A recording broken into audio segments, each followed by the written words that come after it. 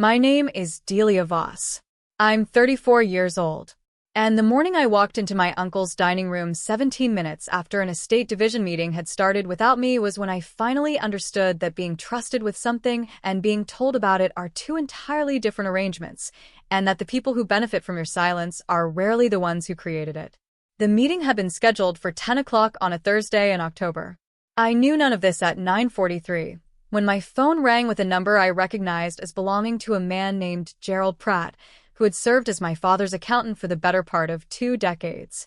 Gerald Pratt was not a man who called without purpose. He was methodical, precise, and allergic to wasted time in a way that made every communication from him feel like a filed document. He said, "Delia, I'm just confirming your attendance this morning. 10 o'clock at your Uncle Raymond's." I said I wasn't sure what he was referring to. A pause. A short one. The pause of a man who has just understood that he has called the wrong person, or rather the right person, at exactly the wrong moment. He said he must have gotten confused about the details and that he would follow up later. He ended the call in under 15 seconds.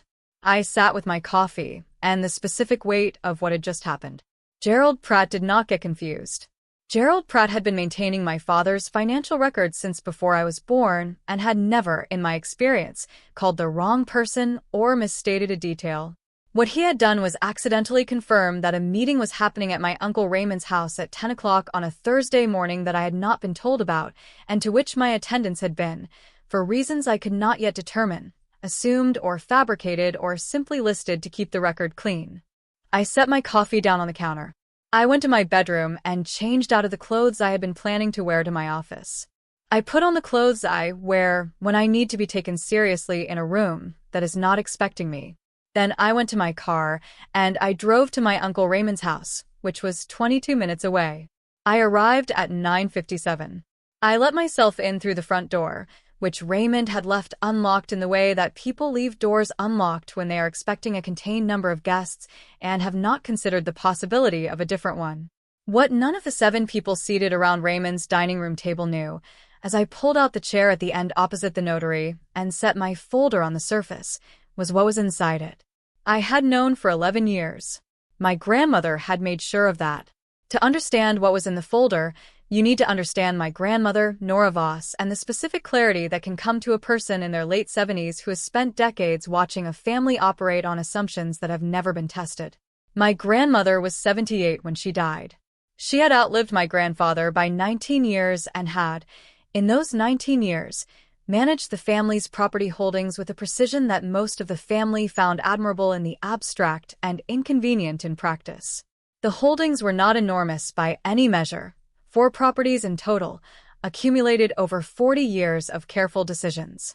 The main house on Aldecroft Lane where she had lived since her 50s. A rental duplex on Fenwick Street that had been generating income since my grandfather bought it in the 1970s.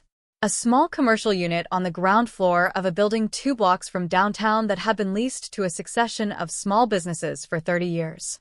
And a parcel of undeveloped land on the western edge of the county, 14 acres my grandfather had purchased as a hedge against a future that had not, in his lifetime, arrived. My grandmother managed all 4. She collected the rents. She handled the lease renewals.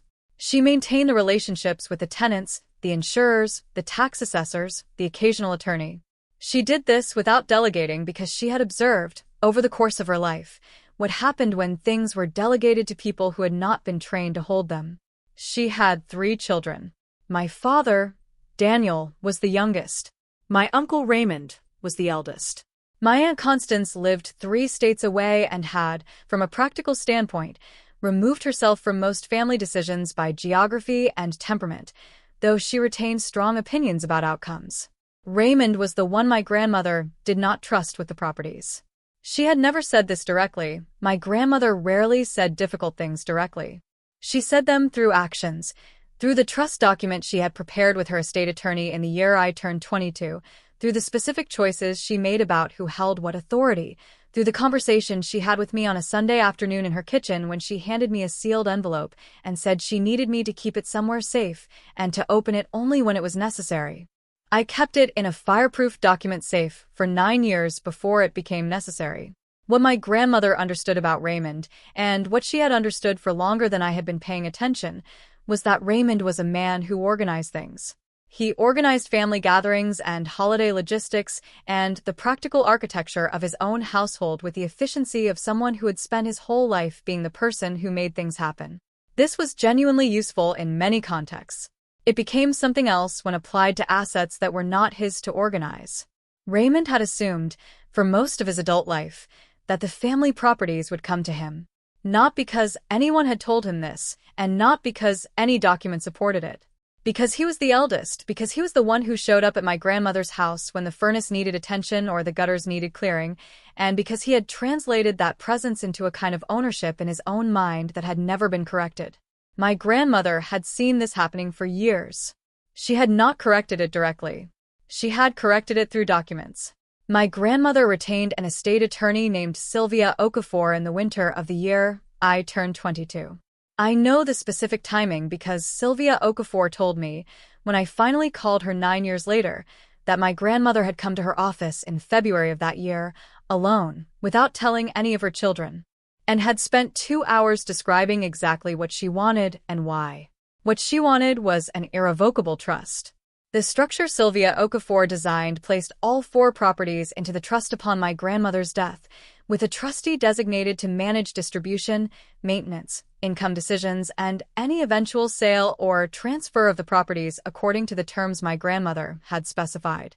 The terms were detailed. They addressed each of the 4 properties separately, outlined the income distribution among the 3 children during a specified holding period, and gave the trustee the authority to make final decisions in the event the family could not agree. The trustee was me. My grandmother had not made this decision lightly or impulsively. She had made it after 9 years of watching me, from the time I was 13 until I was 22, absorb information about the properties without being asked to, notice things that other people missed, ask questions that she thought were the right questions. She had watched me, at 17, read the lease renewal on the Fenwick Street duplex and ask her why the escalation clause was structured the way it was. She had watched me, at 19, catch an error in the property tax assessment on the commercial unit that had been overstating the taxable value for 3 years, and she had watched me file the correction, and she had received the adjusted bill, and she had said nothing about it to anyone except me. She had told me about the trust in her kitchen on the Sunday I turned 22. She had given me the sealed envelope, which contained a letter explaining the trust's existence and Sylvia Okafor's contact information. She had said that the actual trust document was held at Sylvia Okafor's office and that a certified copy was in a file at the county clerk's office, recorded and accessible to anyone who looked. She had said, "No one will look, but if they need to know, it will be there." She had not told Raymond.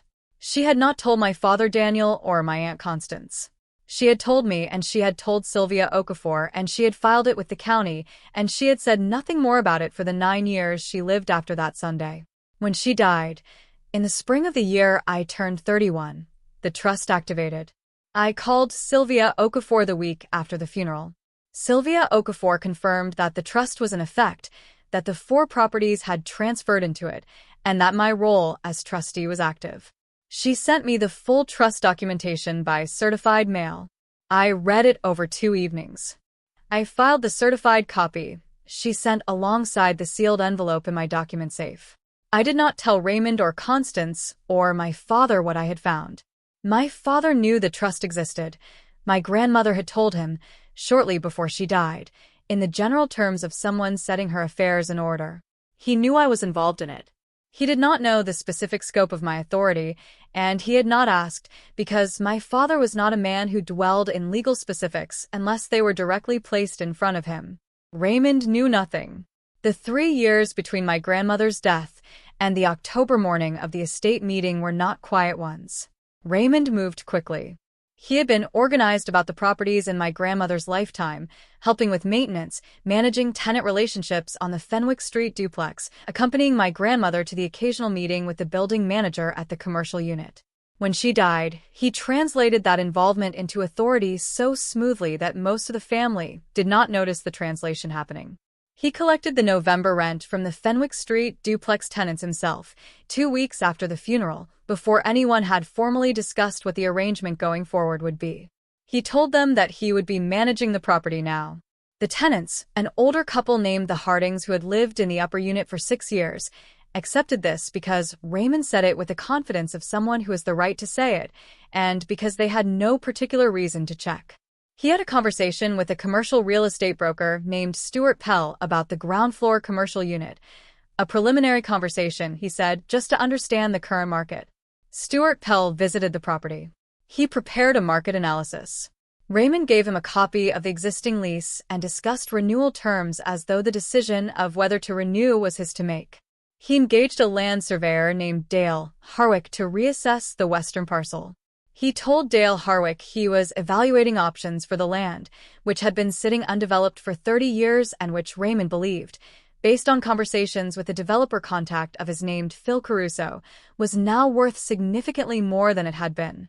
My father knew about some of this and did not object, partly because he trusted Raymond's organizational competence and partly because his own relationship to the properties had always been that of a beneficiary rather than a manager.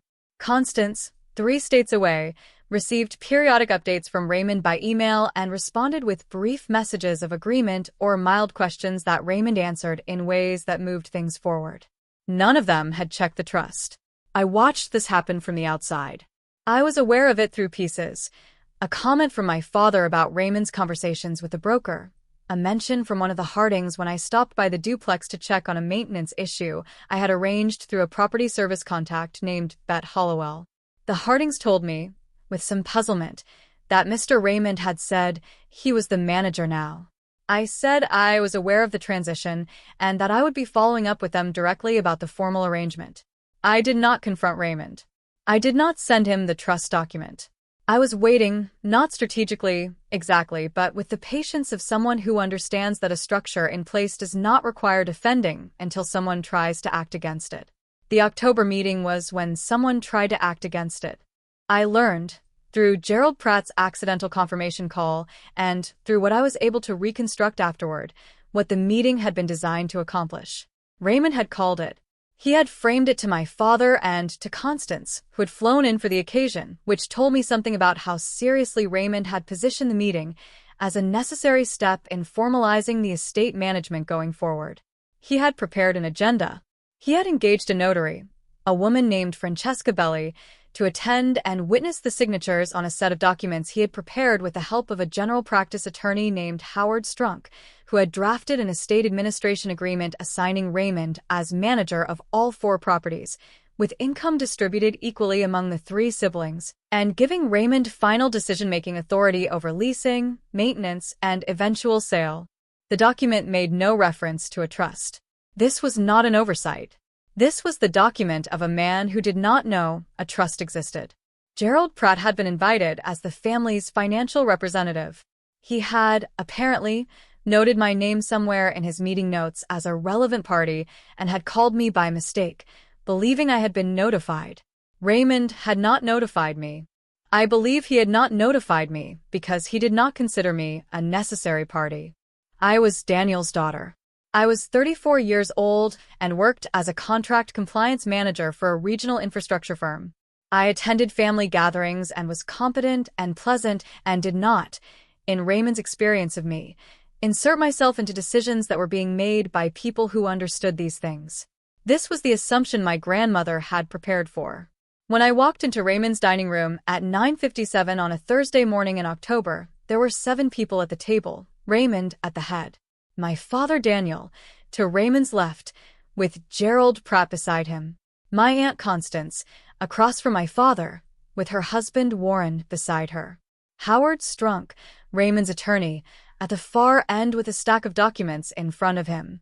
Francesca Belli, the notary, with her stamp case open on the table. 1 empty chair, at the end closest to the door. I sat in it. I set my folder on the table in front of me. Raymond looked at me with the expression of a man who is prepared for a specific morning and has encountered an unexpected variable at the first minute of it. He said my name, in the tone of someone converting a question into a statement. I said good morning. I said I understood they were discussing the estate properties. Howard Strunk, who was a careful man, looked at his document stack, and then at Raymond. Raymond said this was a family meeting and that he hadn't realized I was coming. I said I understood. I said I had a document that was relevant to the discussion and that it would be useful to look at it before they proceeded. I opened the folder and slid the certified copy of the irrevocable trust across the table. Not to Raymond, to Howard Strunk. I slid it to the attorney because the attorney was the person in the room best positioned to understand what he was looking at. Howard Strunk picked it up. He read the first page. He turned to the second. His hands were still on the table, the document held flat. He read without speaking for approximately 2 minutes. Then he set it down and looked at Raymond. Raymond said, "What is it?" Howard Strunk said, "It's an irrevocable trust. Executed 11 years ago. All 4 properties are in it." The room was very quiet. My father's chair made a small sound against the floor, not pulled back, just shifted, the way furniture moves when a person adjusts their weight. Constance's husband Warren looked at Constance. Constance looked at the table. Raymond said, "That can't be right." Howard Strunk said that the document appeared to be properly executed, notarized, and based on the county recording stamp in the upper corner, had been on file at the county clerk's office for 11 years. He said he would need to verify it, but that on its face it was a valid instrument. Raymond looked at me. He said, "Did your grandmother tell you about this?" I said yes. He said, "When?" I said 11 years ago. The particular quality of Raymond's stillness in the next few seconds was not one I had seen from him before. Raymond was a person in motion, planning, organizing, following up. He was not a person who sat with things. He sat with this one. I did not say anything further. I did not explain the trust's terms or outline my authority or enumerate the decisions he had made over the preceding 3 years that would need to be revisited. I had brought Sylvia Okafor's contact information on a separate card, which I set on the table beside the trust document. I said that Sylvia Okafor was the attorney who had prepared the trust and that she could answer any questions about its terms. Francesca Belli, the notary, closed her stamp case. She did it quietly, the latch making a small click in the otherwise silent room. She put the case in her bag. She said she believed her services were not needed today and that she would see herself out. She left. The door closed behind her. I stayed for 11 more minutes. Howard Strunk asked 2 procedural questions about the trust's recording and I answered them. My father asked, quietly, whether I had spoken to a trust administration attorney. I said I had an ongoing relationship with Sylvia Okafor and that she had been advising me since my grandmother's death. Raymond did not speak again while I was in the room. I picked up my folder, thanked Howard Strunk, said goodbye to my father, and left. The consequence of that Thursday morning was not a single event. It was a series of corrections that Raymond had made necessary by 3 years of operating without checking the documents. Howard Strunk sent Raymond a letter 3 days after the meeting outlining his assessment of the trust's validity and the implications for the actions Raymond had taken since my grandmother's death. The letter identified 4 areas requiring remediation: the rental income from the Fenwick Street duplex that had been collected and deposited into Raymond's personal account rather than a trust account, the lease discussions with Stuart Pell regarding the commercial unit, which had proceeded without trustee authorization, the land survey commissioned by Dale Harwick, for which Raymond had signed the engagement letter as property owner, and the estate administration agreement Howard Strunk himself had drafted, which was not executable given the trust structure. Raymond engaged a second attorney, a trust and estate specialist named Carol Dempsey, to review his position. Carol Dempsey confirmed what Howard Strunk had concluded. She sent me a letter requesting a meeting to discuss the path forward. I forwarded the letter to Sylvia Okafor, who arranged the meeting and attended it with me. The meeting lasted 2 hours. Sylvia Okafor outlined the trust's terms with the precision of someone who had spent 11 years prepared to explain them. Carol Dempsey asked thorough questions. Raymond sat at the conference table with his hands flat on the surface and answered when he was addressed and was otherwise still. The rental income Raymond had collected, 14 months of Fenwick Street rents at $1,470 per month, totaling $20,580, was returned to the trust account over the following 3 months. The land survey engagement was formally closed by Dale Harwick after receiving a letter from Sylvia Okafor clarifying that the party who had engaged him had not held the authority to do so. Phil Caruso, the developer contact Raymond had been speaking to about the western parcel, received a letter from Sylvia Okafor's office, noting that any future discussions about the property would need to be conducted through the trustee.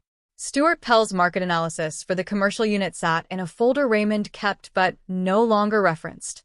The ground floor tenant, a woman named Gloria Anand who ran a small framing shop and had been in the space for 7 years, received a formal letter from me, on trust letterhead, confirming that her lease would be renewed at terms consistent with the existing agreement and that Sylvia Okafor's office was the appropriate point of contact for any future lease matters. Gloria Anand sent a handwritten note in response. She said she was glad to know who to call. The Harding family on Fenwick Street received a similar letter. Mr. Harding called me to say he was relieved to have clarity. He said the past 3 years had felt somewhat unsettled. I said I understood and that I was sorry for the uncertainty. Gerald Pratt called me 6 weeks after the October meeting. He said he owed me an apology for the accidental call. I said he did not, that the call had been exactly the kind of thing that needed to happen and that I was grateful for it, even if it had not been intentional. He said he had wondered over the years about the trust. He had known my grandmother well enough to know she was a thorough woman. He said he had not known about the specific instrument, but had assumed she had handled things carefully. I said she had. He said he was sorry she wasn't here to see how it had resolved. I said I thought she had seen it coming. I said she had planned for it 11 years in advance, which was, by most measures, seeing it quite clearly. He made a sound that was not quite a laugh, more an acknowledgement. Then he said he would be in touch about the trust's accounting going forward, since that was now where his professional attention belonged, and we ended the call. My father and I had a conversation that had been waiting for a while, not about the trust, exactly, but about the 11 years before it became necessary. He asked me, over dinner at his house in the spring following the October meeting, whether I had ever thought about telling him. He meant telling him about the trust, about my role in it, about what my grandmother had asked of me. I said I had thought about it. I said I had decided that telling him would put him in a position where he would need to manage the information relative to Raymond, which was a position I didn't think was fair to him. He was quiet for a moment. Then he said he thought my grandmother had understood him quite well. I said I thought she had understood all of us quite well. He said, she understood you best. I didn't answer that. It was probably true. But it was also true that she had understood what I was capable of before I had fully understood it myself, and that the trust she had placed in me at 22 had required me to grow into it over 11 years rather than inhabiting it all at once. I was not the same person at 34 that I had been at 22. The folder I had carried into Raymond's dining room had been prepared by someone who had spent 11 years learning what was in it. The trust administered the properties for 2 more years after the October meeting before the family, collectively and with full participation, made a decision about the western parcel. A regional land conservancy had approached Sylvia Okafor's office with an offer to purchase 14 acres for a conservation easement, a fair market transaction, properly authorized, with the proceeds distributed to the trust beneficiaries according to my grandmother's terms. The offer was $847,000. I reviewed it with Sylvia Okafor. I consulted my father and Constance, who both agreed it was consistent with what my grandmother would have wanted. I authorized the sale. Raymond signed the required consent form without comment. It was the last document requiring his signature in any matter related to my grandmother's estate. He signed it and returned it by mail. The conservation easement closed on a Tuesday in March. The parcel my grandfather had purchased as a hedge against a future that hadn't arrived in his lifetime found its future in the end. Not developed, but preserved, which was something my grandmother had mentioned once, in passing, was what she hoped for it. I thought about her when the closing confirmation arrived in my email. I printed it and put it in the file. I have spent some time in the years since that Thursday morning thinking about what my grandmother knew and when she knew it. Not about Raymond specifically, about all of it. About what she saw in her kitchen on a Sunday afternoon when she handed a sealed envelope to a 22-year-old and said, "Keep this somewhere safe." She saw something she could not name directly, without causing the kind of damage that naming things directly can cause in families. She saw a structure that was going to develop a problem, and she built the correction into the foundation rather than waiting to apply it to the surface. The correction was not a punishment. It was a trust instrument filed at the county clerk's office and held by a competent attorney and assigned to the person she believed would hold it correctly. It was, by the time it was needed, 11 years old, and exactly as relevant as it had been the day it was signed. What I understand now that I did not understand at 22 is that the things worth protecting are rarely protected by announcement. An announced protection is a contestable protection. A documented protection, filed, recorded, witnessed, held, is a different thing. It does not require the people it protects against to know it exists. It simply waits. My grandmother waited 19 years after my grandfather died to see the family's relationship with those properties clearly. She spent 2 hours with Sylvia Okafor describing exactly what she saw. She handed me an envelope and said open it when it's necessary. 11 years later, it was necessary. The folder was ready. The document was on file. I walked in 17 minutes late and sat down at the empty chair. There is a kind of preparation that is invisible until the moment it is needed. You cannot see it in the person sitting across from you at a family dinner. You cannot see it in the woman who asks the quiet question, or reads past the signature line, or keeps a sealed envelope in a fireproof safe for 9 years. You only see it when the notary closes her case and the room goes still. Be the person who prepares, not the person who announces the preparation. The announcement comes later, if it comes at all, in a dining room on a Thursday morning with a folder and one empty chair. I want to ask you something specific before you go.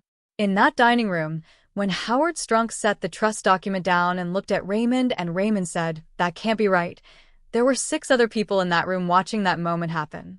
My father was one of them. I've thought many times about what it was like to be him in that specific minute, learning at the same moment as everyone else what his mother had arranged and who she had arranged it with. If you were in that room, not as me, not as Raymond, but as one of the 6 who watched, what do you think you would have understood in that moment that Raymond still hadn't? If this kind of story is what you come here for, subscribe so you don't miss what comes next. And if someone in your life is the person who holds the folder, who prepares quietly and says nothing until the moment arrives, send this to them. They'll know exactly what my grandmother meant.